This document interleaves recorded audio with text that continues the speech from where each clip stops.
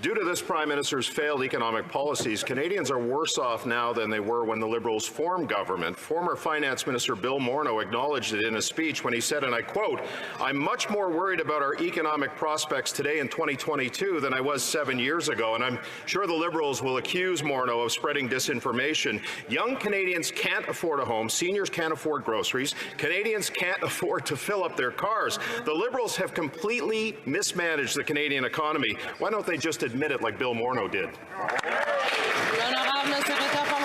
The Honourable Parliamentary Secretary. Our economic growth and prosperity is not only our priority, it's our reality. Experts are forecasting that Canada will have the highest growth among G7 countries both this year and next year. In the last quarter, Madam Speaker, we see consistent growth. SMP and Moody's has reaffirmed our AAA credit scoring, and 2021 will show the highest trade surplus for Canada in over 13 years, Madam Speaker. I could go on and on. More questions, please. The Honourable Member for Barrie Innisfil. Well, the lines of credits of Canadians go up. Many people who work in the trades drive from job to job. They don't have a choice, Madam Speaker. Plumbers, electricians, and other hard workers don't have the option of staying home and working virtually. They have to travel. Unfortunately, this government's policies have driven up the price of fuel to record levels. This is making life very difficult and expensive for tradespeople and businesses. Does the government realize how their harmful gas price policy is hard on the hardest working Canadians and how they're destroying the bottom line of many who work and have businesses in skilled trades? The Honourable Parliamentary Secretary.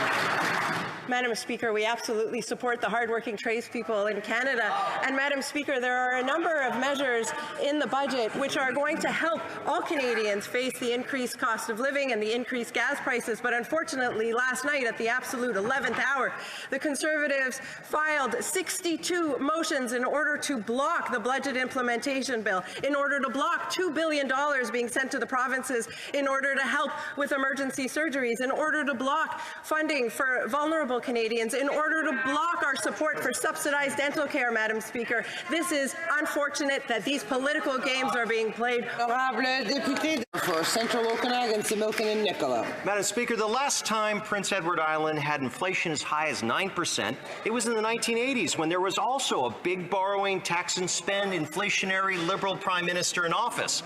The regional breakdown is even worse in Charlottetown, Summerside, clocking in at a breakneck speed of 9.5%. 9.5%, Madam Speaker. The rising cost of fuel is only outpaced by this always-be-spending Prime Minister. Will he stop taking Islanders and their MPs for granted and give them and all Canadians a break on GST at the pumps? The Honourable Parliamentary Secretary. Speaker, allow me to congratulate the new finance critic for the Conservative Party. It's just unfortunate that he campaigned on a $168 billion deficit, 50% more than our last budget. It's also unfortunate that the previous finance critic for the Conservative Party was similarly fired for having criticized the fact that the member for Carleton was impugning the independence of the Bank of Canada. And of course, the previous finance critic was the member for Carleton himself, who is now doing a leadership campaign based on advising Canadians to use crypto. For Hastings, Lennox and Addington. Canadians are at their breaking point due to financial stress. This entire nation is in trouble. It is no longer paycheck to make ends meet. Many are in a mode of survival.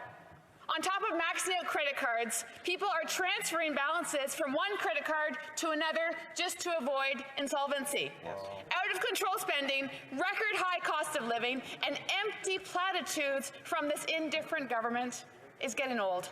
Madam Speaker, does this government actually have a plan to stop this cycle of destruction? The Honourable Parliamentary Secretary. Speaker, I would invite the member opposite to read the budget and our plan, but you mentioned paychecks, and I couldn't agree more. Jobs, jobs, jobs. We have created over 3.5 million jobs over the last 2 years. Unemployment is at its lowest level in over 50 years, Madam Speaker. Well-paying jobs is putting good paychecks in the pockets of Canadians, and that's our focus. The Honourable Member for Caribou Prince George. Madam Speaker, the cost of food has risen 15%. Gas is over $2 a litre, and what this government has done to our seniors is shameful. Public transit is non-existent, and for many, the hospital is over a 2-hour drive. My constituent Dave Kendall wrote and said, "I'm slowly going broke, and my savings are disappearing." He had one question for this government, so I'll ask it for him. How do they expect seniors to live? Parliamentary Secretary.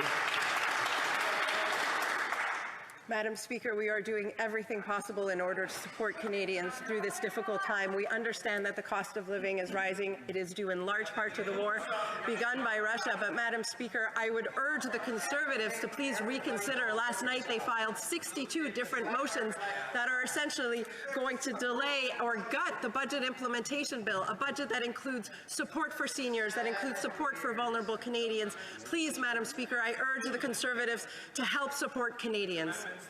The Honourable Member for Cumberland Colchester. Madam Speaker, the cost of living in Canada is crippling small businesses. In the words of my constituent David, who owns a small business, it is also pushing middle-class workers close to the poverty line. David has 30 individuals and 16 vehicles on the road on any given day. His fuel costs have doubled in the last month, and this means that projects he bid on a month ago, he's going to have to pay to complete. His question echoes what many other Canadians want to know, and it's very simple, Madam Speaker. What is the government going to do about rising fuel costs and the out-of-control cost of living? The Honourable Parliamentary Secretary. Madam Speaker, the member opposite raises the importance of our small businesses. Small business are indeed the backbone of the Canadian economy. And in our budget, what we have done is expand the possibility for even more small businesses to be able to use the small business tax rate, essentially lowering the tax rate for our small business owners, Madam Speaker. But all of that is now up in jeopardy now that the Conservatives have filed 62 different motions in order to gut the budget implementation bill. Madam Speaker, for the sake of our entrepreneurs and small businesses, can the Conservatives finally support the budget? The Honourable Member for Cypress Hills Grasslands. With the way it's going, not a chance. Madam Speaker, it's a devastating time for farmers, ranchers, and Canadians. This week, a rural municipality in my riding told me about a perfect storm that's brewing at home. Their ratepayers are already maxed out with paying for groceries and fuel, driven by this government's reckless monetary policy. Now, another severe drought looming means that crops will fail, and ranchers are going to have to sell off their herds. That's on top of the higher input costs already faced by our producers. Do the Liberals know, Madam Speaker, what happens when taxpayers and people who produce our food go out of business? The Honourable Minister of Agriculture. Thank you, Madam Speaker. As you know, we are extremely concerned by the situation, the increase of entrant prices, and that's why we're working very closely with different sectors of the industry to help our producers. We've amended the early payment program to ensure they can have access to advances, a portion without interest, a portion of the loan without interest. And also, we are continuing to work with them in different ways. I'd like to note that last year we had a budget of more than $4 billion for the agricultural sector. That shows how invested we are. The Honourable Member for Lévis-Lotbinière. Madam Speaker, in the thinly veiled words of former Finance Minister Bill Morneau, we learned that the Liberal government spending spree has contributed to inflation in Canada, cutting off the incomes of thousands of Canadians because absolutely every single thing costs more. Madam Speaker, more proof of Liberal incompetence as this government has totally lost control of spending. Do the Liberals agree with Bill Morneau's statements? The Honourable Parliamentary Secretary. Madam Speaker, the member asking the question has campaigned on the proposal to spend a lot more than the Liberal government. Madam Speaker, it was a deficit that $168 million that they'd proposed. We are focusing on prosperity and economic growth, and that is why experts expect that this year and next year, Canada will have the highest growth rate among the G7 countries. The Honourable Member for Joliette.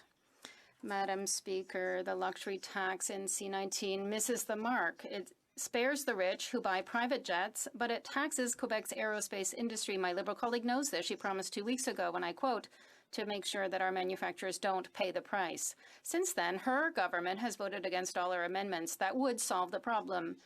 Taxing the rich is fine, but taxing instead the jewel in the crown of Quebec's economy is a no-no. When will the Quebec Liberals get to work to protect the aerospace industry? The Honourable Parliamentary Secretary. Madam Speaker, I fully agree that the aerospace industry is absolutely crucial to our economy. It's a jewel in the crown of our economy, particularly in Quebec. And as I said last week, we are going to ensure that our manufacturers do not pay the price of this luxury tax. But a luxury tax, Madam Speaker, is so important. We know that everybody has to pay their fair share, particularly now with the cost of living that is rising. Thank you, Madam Speaker. The Honourable Member for Joliette. Madam Speaker, Bill C-19 is on the verge of being passed, and it would be harmful to the aerospace industry. That's why the Bloc Québécois reached out to the government. We are proposing to pass C-19, but to delay the implementation of the luxury tax on aircraft.